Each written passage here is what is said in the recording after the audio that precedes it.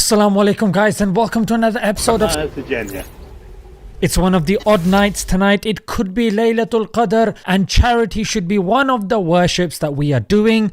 Why not donate to one ummah? They have 100% donation policy and they are helping 15 countries that have been poverty stricken. Link in the description below. So Mr. Beast, he is without a doubt the biggest YouTuber on the planet. He has a net worth of about $500 million. But it is not Mr. Beast that's in question today, rather it is his right hand man, Chris Tyson. So Chris is somebody who is married and has a child as well, but he has recently come out as bisexual and gender non-conforming, and for months he has been taking hormone replacement therapy. So some people, they compared pictures of him before and now, and they were saying, what's going on? And that's when he came out and said, well, I'm trans, mate. So what was interesting here was somebody posted a video of Chris becoming a nightmare for Mr. Beast, and he stood up for his friend, as you should. But then he went on to say that he's getting tired of the transphobia, which is ironic because his very comment is misgendering his friend. He called him a he. According to many trans activists, that's misgendering somebody and is regarded as transphobic. So that was a bit of an own goal. There's one thing backing your friend up, but there's another thing that's totally disregarding the effect that this is going to have. Yes, this is a grown man and it's their choice, all that sort of stuff. However, what's interesting are his views about kids. As you can see, this tweet regarding lolly or lolly, however you want to say it, it's to do with eroticism and kids, allegedly. Here he is pointing towards the attractiveness of a 4-year-old, and of course here he is. Then it seems that it's an Instagram story of his, allegedly his child is wearing girls' shoes and he's taken a picture and posted it as if this is something to be proud of. Whether he's influencing it or not, what can be said? But what's also interesting is here you can see him at the Nickelodeon Choice Awards. So Nickelodeon is a channel for kids, mate. You can see him with Mr. Beast. So one cannot deny the influence that they have on kids. I've been a primary school teacher and I know kids know who Mr. Beast is and they love him. In fact, he's been non-divisive in the sense that he's apolitical, very entertaining, and very kid-friendly, frankly. And it's because of that he has been doing well. However, now when it comes to his friend, I do understand people saying that, look, if he totally disregarded his friend, he would have been called a transphobe. If he accepts his friend, then again, that's an issue as well. Because, we all know Harry Potter. Daniel Radcliffe, here he is with kids. Well, pretty much he's saying people should just take what you say. There are also people who do have like a slightly condescending but well-meaning attitude of like, well, people are young and like, how do we, it is a huge decision. I'd love to hear from all of you about like why we can trust kids to like tell us who they are. I'm only 11 years old. But people don't take what kids say when it comes to politics. Their opinion is not valued enough. When it comes to the running of this country, when it comes to driving, they're not allowed. When it comes to many other things, they are simply not deemed competent. In fact, the irony is kids cannot even pick their own curfews and their own bedtime. How on earth are you allowing them now to pick their genders? And now, those people that were saying it's a conspiracy, why do you keep bringing kids into it? Why do you keep bringing kids into it? The conversation is now being directed towards kids. Because let's face it, number one, they are the next generation. And number two, they are easily impressionable. And they're the ones that can change. Well, their parents are going to have to change with this sort of mentality.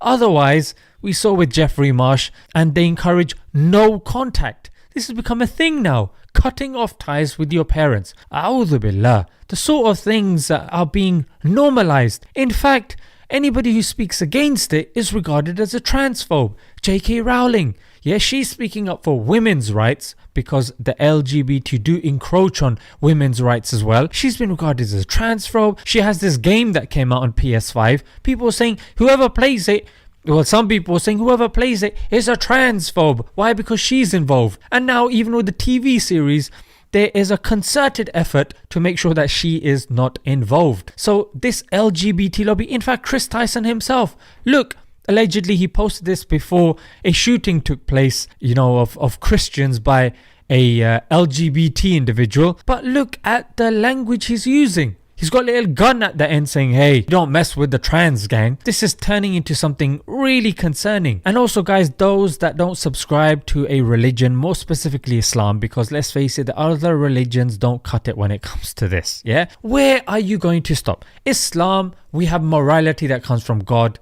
Allah. He tells us do this, don't do that. Okay, it's clear. It's objective. But when you say no, morality is subjective, mate, it's up to you. It's up to what damage it can cause to the society. Hey, as long as you don't hurt people.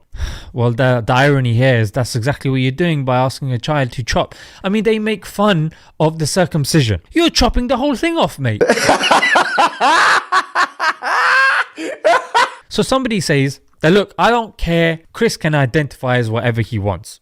A pogo stick, penguin, a girl or a boy. Okay, cool. All right, fair enough. It's now affecting his kid. You say, no, that's him. That's private or whatnot. Okay, now it's affecting his wife. Because although the pair haven't come out and said that, look, we're separate, but there's rumors to say that they are separate because ever since Chris came out as a bisexual, I mean, how do you know you're bisexual without having an affair? I mean, come on, let's be real. But again, who knows? Yeah, it's conjecture. Some people are saying they're together, some people are saying they're not. I mean, who knows? But it's affecting the wife regardless, yeah?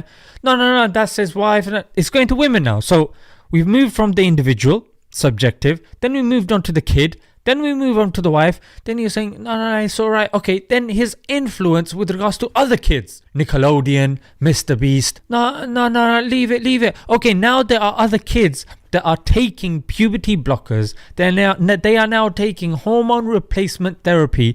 Now it's affecting your next door neighbor. It's affecting the kids on the street. What about now? It's affecting society. I mean, where do you draw the line? That's the problem with atheism. It's about subjectivism, yeah? Me, individualism. Me, materialism, what I want. Yeah, and that's not useful for a productive society. Atheism is causing, look, when you say, like Nietzsche said, God is dead, and then somebody else said, look, it's not that God is dead, it's that man will turn anything into an object of worship and worship it. That's the problem. We are God. God is change. God is trans. We are trans.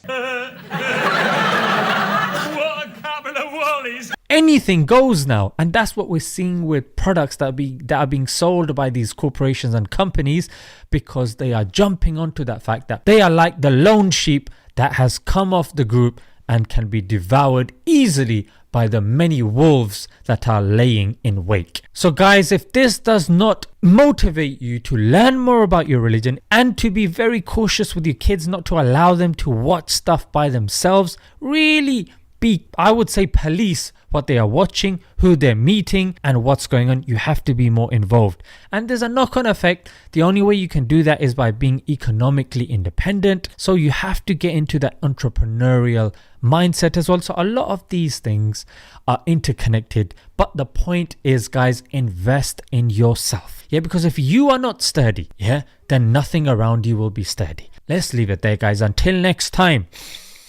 Assalamu alaikum.